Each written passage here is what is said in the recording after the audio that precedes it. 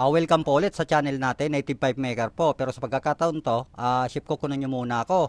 So, bali ang ihahain natin ngayon is version din to ng steak. Bali, coconut milk steak ang ihahain natin ngayon. So, bali, ginugutom na ako mga amigo. Kaya umpisa na natin i-prepare yung mga sangkap at ingredients. Umpisa na natin. Ito na pala mga amigo yung gagamitin nating sangkap or ingredients dun sa iluluto nating coconut milk steak. So, bali meron tayong coconut oil, garlic, onion, luya or ginger, meron din tayong pork, salt, black pepper po, ajinomoto, tsaka sugar, laurel, ginisa mix, tsaka meron din tayong coconut milk, soy sauce, vinegar, tsaka meron din tayong siling haba or siling green, white onion, at saka yung panghuli po is oyster sauce. So bale, umpisa na nating iluto mga amigo.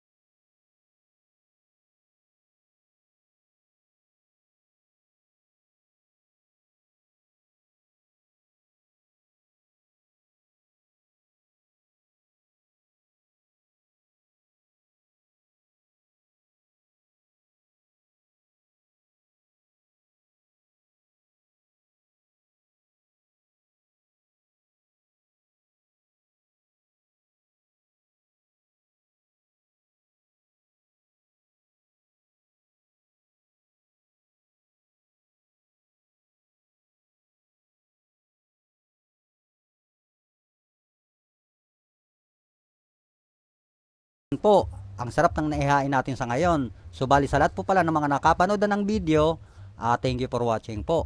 At saka sa hindi pa naman po, pakisuyo na lang po yung pulang subscribe dyan sa baba ng video. Tsaka Happy New Year po pala sa inyong lahat mga amigo. Tsaka kita-kits na lang po tayo sa sunod na i-upload kong video. Maraming salamat mga amigo.